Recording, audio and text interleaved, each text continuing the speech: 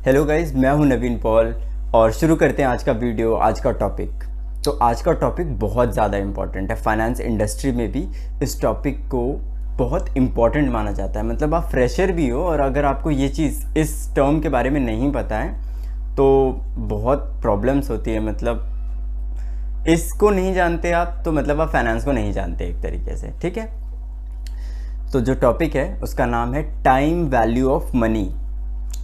I hope आपने सुना होगा या शायद नहीं भी सुना होगा। चलिए मैं आपको इसको डिफ़ाइन करता हूँ, इसे समझाता हूँ कि किस तरीके से ये काम करता है और होता क्या है एक्चुअल में, इतना ज़्यादा क्यों प्रेफरेंस दिया जाता है इसे।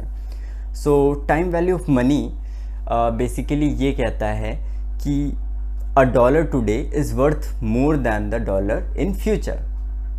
मतलब आज जो रुपए आपके पास हैं, आज 100 रुपये अगर आपके पास हैं तो उसकी वर्थ ज़्यादा है इंस्टेड ऑफ अगर आपके पास वही 100 रुपये एक साल बाद होते हैं, है ना। इसलिए ये स्टेटमेंट इसलिए बोली गई है क्योंकि इसके पीछे एक रीज़न है, उस 100 रुपये का अर्निंग पोटेंशियल, है ना। ये स्टेटमेंट उस अर्निंग पोटेंशियल को व्यू में एक माइंड में रखते हुए बनाया गया है। ठीक है, सपोज़ आज आपके पास 100 रुपये हैं, आप किसी को देते हो, कहते हो कि ब्याज पे ले लो भाई और उसके बदले में मुझे 10% का इंटरेस्ट दे देना। ठीक है, साल में। तो आपको क्या मिलेगा?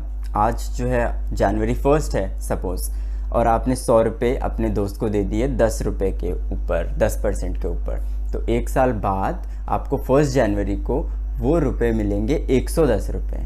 ठीक है, तो मतलब उसकी अर्निंग पोटेंशियल, उस 100 रुपीज़ की अर्निंग पोटेंशियल कितनी हो गई? 10%, यानी 10 रुपीज़ की। अगर आप उस अर्निंग पोटेंशियल को ज़ीरो कर देते हैं और किसी को कहते हैं कि आप 100 रुपये ले लो और एक साल बाद मुझे वो 100 रुपये वापस कर देना, तो उसकी वैल्यू कितनी हो गई? उसकी वैल्यू 110 से 100 रुपये, यानी आपको जो 2024 या 2025 में जो रुपए मिलने वाले हैं वो कम मिलेंगे। 110 मिलने वाले थे, उसकी जगह आपको जो दोस्त होगा वो 100 ही रुपये दे रहा है, तो उसकी वैल्यू आपने डिक्रीज़ कर दी 10% से, है ना।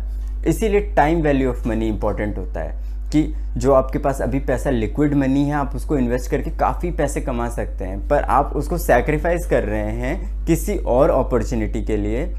फाइनेंस के इंडस्ट्री में उसे अपॉर्चुनिटी कॉस्ट कहते हैं। जो चीज़ आप सैक्रिफाइस कर रहे हो ना, उसे अपॉर्चुनिटी कॉस्ट कहते हैं। तो आप अगर कोई चीज़ छोड़ रहे हो किसी दूसरे ऑल्टरनेटिव के लिए, तो वो ऑल्टरनेटिव इतना इम्पोर्टेंट या इतना ज़्यादा रिवॉर्डिंग होना चाहिए, नहीं तो आपका जो बेसिक जो सेफ प्लान है, जैसे एफडी हो गया, ये सब चीज़ें जो है, बॉन्ड्स हो गए, काफ़ी सेफ होते हैं। कॉर्पोरेट बॉन्ड्स भी होते हैं बट उतने ज़्यादा सेफ नहीं होते, बट ये कुछ इंस्ट्रूमेंट्स हैं जो कि आपको काफ़ी सेफ्टी देते हैं और साथ ही साथ रिटर्न भी देते हैं। तो टाइम वैल्यू इम्पोर्टेंट आपका होता है। आप अगर फ्यूचर में देखो अमाउंट के हिसाब से, तो आपको कंपाउंडिंग के हिसाब से मिलता है। कंपाउंडिंग यानी हिंदी में अगर बोला जाए तो चक्रवृद्धि ब्याज कहते हैं इसे, यानी 100 रुपये पे आपको एक साल बाद 10% अगर आप लगाते हो तो 110 रुपये मिलेंगे। उसके अगले साल आपको 100 रुपये के ऊपर 10% नहीं मिलेगा, 110 रुपये के ऊपर मिलेगा। तो यानी अब आपके पास हो जाएंगे 121 रुपये। उसके अगले साल 110 पे नहीं, 121 रुपये पे 10%, तो इसे चक्रवृद्धि ब्याज कहते हैं, यानी ब्याज के ऊपर भी आपको एक ब्याज मिलता है। ठीक है, तो इसे कंपाउंडिंग इंटरेस्ट कहते हैं और ये पूरा कंप्लीटली बेस्ड है टाइम वैल्यू ऑफ मनी पे। इसके अलावा जो दूसरा कॉन्सेप्ट है उसे कहते हैं प्रेजेंट वैल्यू, यानी आपको सपोज 110 रुपये नेक्स्ट ईयर मिलने वाला है, तो आज की उसकी कितनी वैल्यू होनी चाहिए? अगर आप हर साल 10% तो कमा ही लेते हो कम से कम, तो ठीक है, तो 100 रुपये होनी चाहिए वैल्यू, है ना। तो इसे प्रेजेंट वैल्यू कहते हैं। सपोज आपको 10 साल बाद 1 करोड़ रुपए इकट्ठे करने हैं, तो उसकी वैल्यू आज के टाइम पर कितनी होगी? तो वो आप चेक करोगे, तो सपोज उसकी वैल्यू आज के टाइम पर 10 लाख रुपीज़ है। तो आज अगर आप 10 लाख रुपीज़ रख रहे हो, इसका मतलब वो 10 साल के 1 करोड़ रुपए हैं, 10 साल बाद के 1 करोड़ रुपए हैं। तो इस कॉन्सेप्ट को ही टाइम वैल्यू ऑफ मनी कहते हैं। इसी के ऊपर जो है पूरी फाइनेंस इंडस्ट्री, कैपिटल बजटिंग, आपका कॉस्ट ऑफ कैपिटल, ये सब कुछ इसी के ऊपर बेस्ड है। वो वैक हो गया आपका, weighted average cost of capital, ये सारी चीज़ें इसके ऊपर बेस्ड हैं। तो मैं आपको यही कहूँगा कि आप इस कॉन्सेप्ट को अच्छे से समझें और वॉरेन बफेट, आइंस्टाइन, सब ने एक चीज़ के ऊपर फोकस किया है, कंपाउंडिंग इंटरेस्ट, और ये एक पार्ट है टाइम वैल्यू ऑफ मनी का। तो टाइम वैल्यू ऑफ मनी दो पार्ट्स में डिवाइडेड है, कंपाउंडिंग इंटरेस्ट और डिस्काउंटिंग रेट यानी आपका प्रेजेंट वैल्यू। तो इन दो चीज़ों में आपका एक इंटरेस्ट दर होता है, एक ब्याज दर होता है जिसके बेसिस पे आपको रिटर्न्स जनरेट होते हैं, है ना।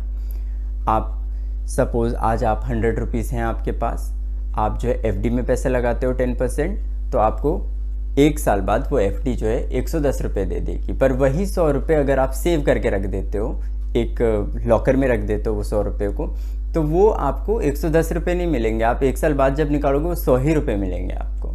तो उसकी वैल्यू 110 जो मिलने वाले थे उसकी जगह आपको आपके लॉकर से 100 रुपये मिले, यानी आपने कितना लूज़ किया, 10 रुपीज़ का, यानी आपने 10% की वैल्यू लूज़ की है एक साल बाद। तो इस कॉन्सेप्ट को कहते हैं टाइम वैल्यू ऑफ मनी। इसीलिए कहा जाता है कि आपको इन्वेस्टमेंट ज़रूरी होता है। आप सबसे लो या सबसे सेफ इंस्ट्रूमेंट्स में भी इन्वेस्टमेंट कर सकते हैं, पर जो आपका इन्वेस्टमेंट होता है वो काफ़ी इंपॉर्टेंट होता है, ठीक है।